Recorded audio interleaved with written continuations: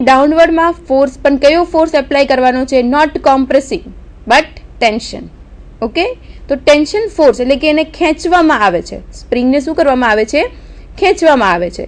તો જ્યારે સ્પ્રિંગ ખેંચાય છે ત્યારે તમે સેકન્ડ ફિગરમાં જોઈ શકો છો ટેન્શનની કે કેટલું ખેંચાય છે? ડેલ્ટા એલ જેટલું. તો જે થર્ડ ફિગર જે અહીંયા તમે જુઓ છો એ નોર્મલ કન્ડિશનમાં છે. પછી એના ઉપર આપણે ટેન્શન ફોર્સને એપ્લાય કરીએ છીએ ડાઉનવર્ડ ડિરેક્શનમાં. તો જે ફોર્થ નંબરની જે લાસ્ટ ફિગર છે એ શું છે? ટેન્શન થયેલી સ્પ્રિંગ છે, એટલે કે એ ખેંચાયેલી સ્પ્રિંગ છે. ઓકે, તો કેટલી ખેંચાયેલી છે, એમાં કેટલું ડિફ્લેક્શન થયું છે? તો કે ડેલ્ટા એલ જેટલું. ક્લિયર? તો જે ફર્સ્ટ ફિગર છે એમાં કયો ફોર્સ એપ્લાય કર્યો આપણે? કોમ્પ્રેસિંગ ફોર્સ, એટલે કે સ્પ્રિંગ દબાય છે, કોમ્પ્રેસ થાય છે. કેટલી કોમ્પ્રેસ થાય છે? તો કે ડેલ્ટા એલ જેટલી ડાઉનવર્ડમાં કોમ્પ્રેસ થાય છે. થર્ડ ફિગરમાં શું આપણે એપ્લાય કર્યું? ટેન્શન ફોર્સ ડાઉનવર્ડમાં એપ્લાય કર્યો, અને એ ફોર્થ ફિગરમાં તમે જોઈ શકો છો કે ડેલ્ટા એલ જેટલી શું થાય છે? સ્પ્રિંગ ખેંચાય છે. કોમ્પ્રેસિંગમાં ડેલ્ટા એલ જેટલી એ કોમ્પ્રેસ થાય છે, અને ટેન્શનમાં ડેલ્ટા એલ જેટલી ટેન્શનમાં થાય છે, એટલે કે ખેંચાય છે. Clear student? તો તમને કોમ્પ્રેસિંગ અને ટેન્શન એ બંનેમાં આપણે સ્પ્રિંગની શું ઇફેક્ટ થાય છે એ આપણે જોઈ. ઓકે, તો હવે આપણે શું જોવાનું છે? હવે આપણે ડિફ્લેક્શન જોવાનું છે અને સ્ટીફનેસ જોવાની છે કે સ્ટીફનેસને કેવી રીતે કાઉન્ટ કરવી. સ્પ્રિંગ આપણે બે કન્ડિશનમાં જોઈ, કોમ્પ્રેસિંગમાં અને ટેન્શનમાં. હંમેશા કોઈ પણ ઓબ્જેક્ટ હોય એને આપણે કોમ્પ્રેસ કરીએ તો એમાં શું થાય છે? એની વિડ્થ વધે છે, બરાબર? એટલે કે એની વિડ્થ વધે એટલે કે એ કોમ્પ્રેસ થાય છે, એ વસ્તુ દબાય છે. અને જ્યારે ટેન્શન કરવામાં આવે છે એટલે કે એને ખેંચવામાં આવે છે ત્યારે એની શું થાય છે? વિડ્થ ઘટે છે પણ એની લેન્થ વધે છે. ક્લિયર? તો difference between compressing and tension. Clear? ચલો હવે આપણે જોઈએ stiffness. force required to produce unit deflection of a spring is called stiffness. એટલે કે કેટલા ફોર્સની જરૂર પડે છે શું પ્રોડ્યુસ કરવા માટે? Deflection of a spring. સ્પ્રિંગની અંદર આપણે ડિફ્લેક્શન જોયું, ડેલ્ટા એલ જેટલું ડિફ્લેક્શન થાય છે.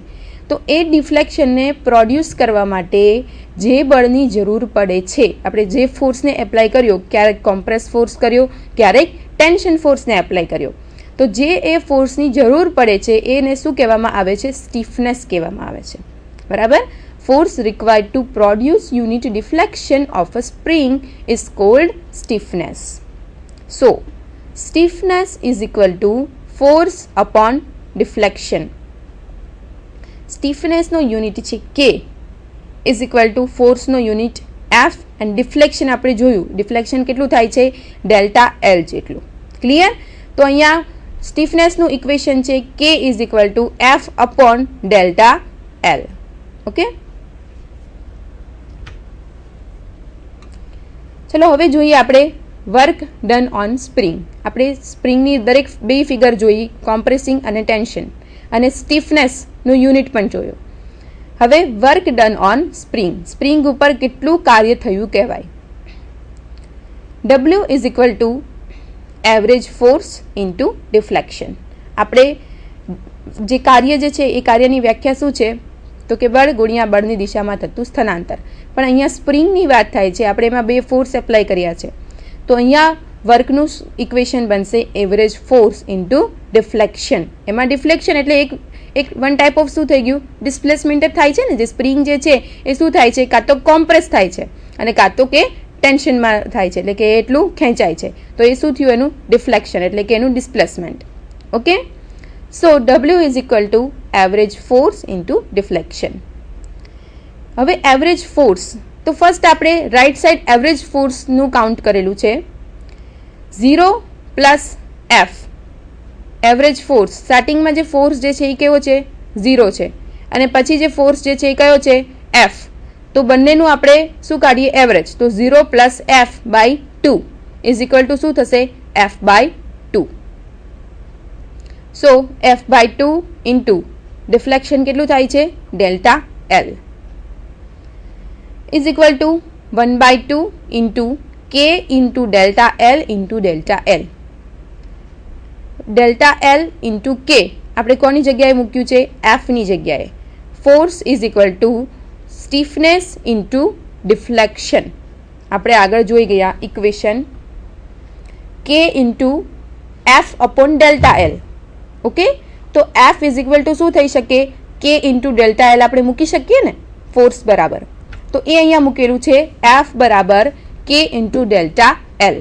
ઓકે, તો ચલો એ એફની વેલ્યુ એમાં પુટઅપ કરી એટલે 1/2 into K into delta L into delta L is equal to 1/2 into K into delta L square. Okay, તો વર્ક કેટલું થાય છે અહીંયા? 1/2 into K into delta L square. આગળ જોઈએ ગ્રાફિકલી. ગ્રાફિકલીમાં એક્સ એક્સિસ ઉપર ડિફ્લેક્શન બતાવેલું છે, વાય એક્સિસ ઉપર ફોર્સ બતાવેલો છે, અને આ જે છે એ કયા ફોર્સનું બતાવેલું છે? વેરિયેબલ જે ફોર્સ છે એનું બતાવેલું છે કે 0 થી ક્યાં જાય છે? એફ સુધી જે ફોર્સ જે છે એ ધીમે ધીમે ધીમે વધતો જાય છે. So work done is equal to 1/2 K into delta L square. Work done is equal to આપણે આગળના ઇક્વેશનમાં જોયું is equal to 1/2 into K into delta L upon delta L square. અહીંયા શું થશે? 1/2 પાયો ગુણ્યા વેગ એટલે કે delta L into F means કે કે. ઓકે, તો 1/2 into K into delta L into delta L square.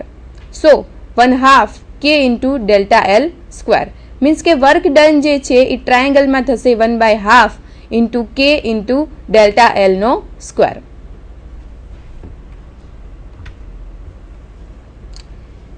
Next આપણે જોઈએ power. The power may be defined as the rate of doing work. It indicates the speed of doing work by a force. Power એટલે શું? તો કે કોઈ પણ કાર્ય આપણે કરીએ છીએ એ કાર્ય કરવાના દરને શું કહેવામાં આવે છે? પાવર કહેવામાં આવે છે. અને એ પાવર જે છે એ વર્કની શું બતાવે છે? ઝડપ બતાવે છે. The speed of doing work by a force. Okay, તો the power may be defined as the rate of doing work એટલે કે કાર્ય કરવાના દરને પાવર કહેવામાં આવે છે. અને પાવર શું ઇન્ડિકેટ કરે છે? તો કે જે આપણે કાર્ય કરીએ છીએ એ કાર્યની ઝડપને શું બતાવે છે? પાવર બતાવે છે. It indicate the speed of doing work by a power. Okay, power is equal to work done upon time taken for work done. Power બરાબર શું થશે? તો કે વર્ક ડન થયેલ કાર્ય અપોન જે કાર્ય થાય છે એ કાર્ય થવા માટેનો સમય. તો work done is equal to આપણે આગળ ઇક્વેશન જોઈ ગયા છે કે બળ ગુણ્યા બળની દિશામાં થતું સ્થાનાંતર મીન્સ કે F into S upon time એટલે કે T. F into S upon T. આપણે રાઈટ સાઈડમાં તમે જોઈ શકો છો કે velocity is equal to V is equal to શું થાય? એસ અપોન ટી એટલે કે સ્થાનાંતર upon time is equal to શું થાય? વેગ એટલે કે વેલોસિટી. તો આપણે આ ઇક્વેશનમાં F into S upon T લઈએ. So P is equal to એટલે કે power is equal to F into V. S upon T એટલે શું થશે? વી થશે. તો એની વેલ્યુ આપણે અહીંયા મૂકીએ તો power is equal to force into velocity. Clear? તો પાવરની ડેફિનેશન આપણે જોઈ કે પાવર એટલે શું? તો કે કોઈ પણ કાર્ય કરીએ છીએ એ કાર્ય કરવાના દરને શું કહેવામાં આવે છે? પાવર કહેવામાં આવે છે. અને પાવર શું બતાવે છે? તો કે પાવર જે છે એ કોઈ પણ કાર્ય આપણે કરીએ છીએ એ કાર્યની ઝડપને દર્શાવે છે. ઓકે, અને પાવરનું આપણે ઇક્વેશન આપણે ફાઇન્ડ કર્યું કે power is equal to force into velocity means P is equal to F into V. Okay,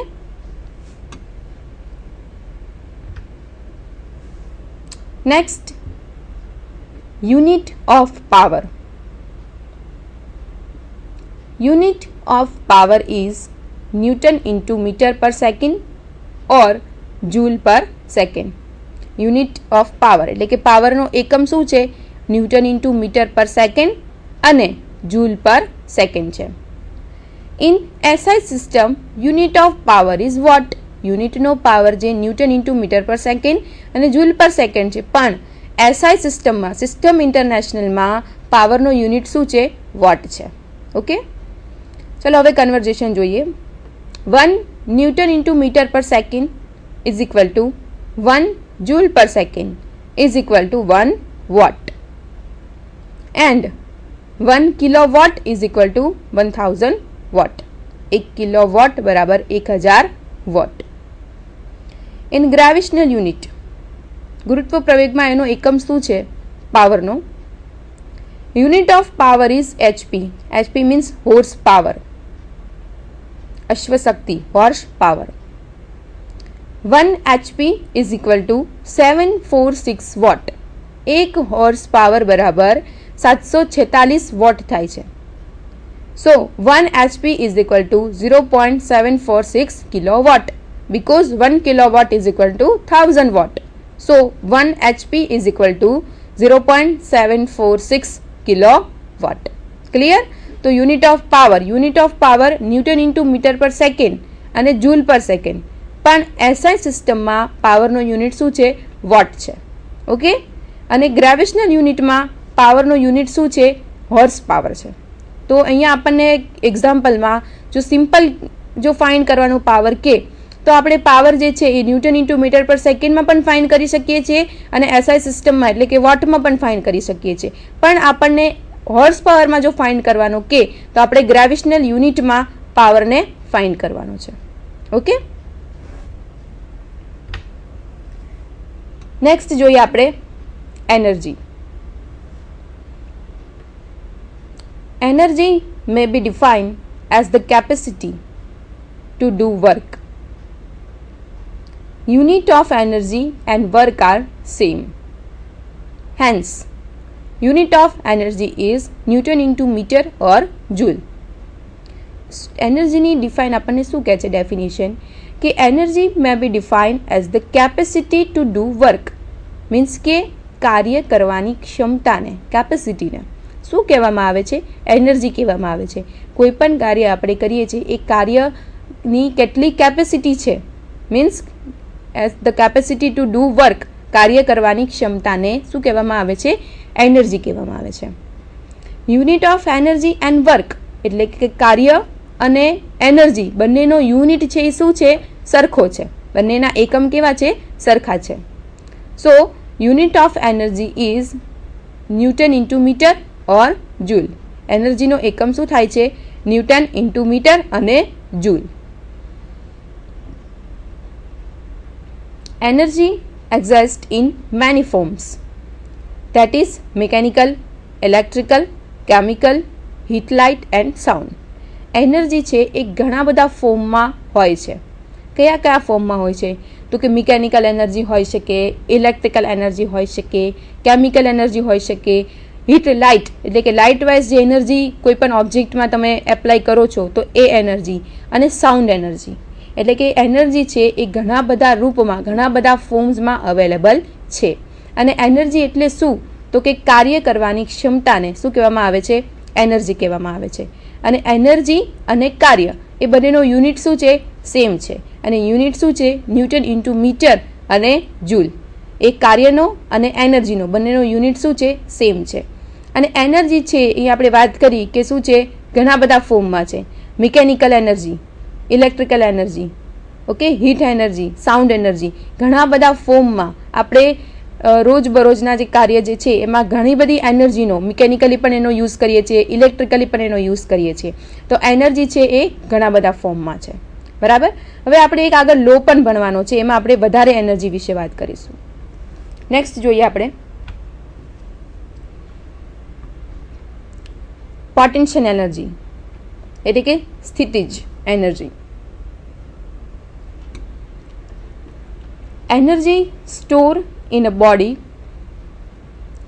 due to its position is called potential energy. એટલે કે એનર્જી છે એ કોઈ પણ ઓબ્જેક્ટમાં તેની શેના હિસાબે? Store in body due to its position. એટલે કે કોઈ પણ ઓબ્જેક્ટ છે, કોઈ પણ બોડી છે એ એના પોઝિશનના લીધે એની પોઝિશનના લીધે એની અંદર એનર્જી સ્ટોર થાય છે તો એને શું કહેવામાં આવે છે? Potential energy. એટલે કે એની સ્થિતિ જ, એટલે કે અત્યારે પોઝિશન કેવી છે? એની સ્થિર છે. તો કે સ્થિતિ જે છે એમાં બોડીની અંદર જે એનર્જી સ્ટોર થાય છે એ એનર્જીને શું કહેવામાં આવે છે? પોટેન્શિયલ એનર્જી કહેવામાં આવે છે. A body of mass m is lifted from ground level to height h. તમે ફિગરમાં જોઈ શકો છો કે નીચે એક ગ્રાઉન્ડ લેવલ બતાવેલું છે અને ગ્રાઉન્ડ લેવલથી h હાઇટ ઉપર કોઈ પણ બોડી જે છે એને શું કરવામાં આવ્યું છે? લિફ્ટ કરવામાં આવ્યું છે. ઓકે, બોડીનું જે વેઇટ છે માસ એ m છે અને એ લિફ્ટ થાય છે ગ્રાઉન્ડ લેવલથી અને કેટલી હાઇટ સુધી? h હાઇટ સુધી લિફ્ટ થાય છે. તો potential energy is equal to weight of body into height. એટલે કે જે ઓબ્જેક્ટ છે એનું ટોટલ વેઇટ અને એ ગ્રાઉન્ડ લેવલથી કેટલું એનું ડિસ્પ્લેસમેન્ટ થાય છે? h હાઇટ જેટલું થાય છે. Okay, so potential energy is equal to weight of body into height. Weight of body means w અને હાઇટ એટલે h. તો આપણે આગળ વાત કરી દીધી કે weight of body w is equal to m into g. m means mass and g means gravitational acceleration. Okay, so potential energy is equal to mgh. એટલે કે પોટેન્શિયલ એનર્જી એ ઓબ્જેક્ટમાં કેટલી હશે?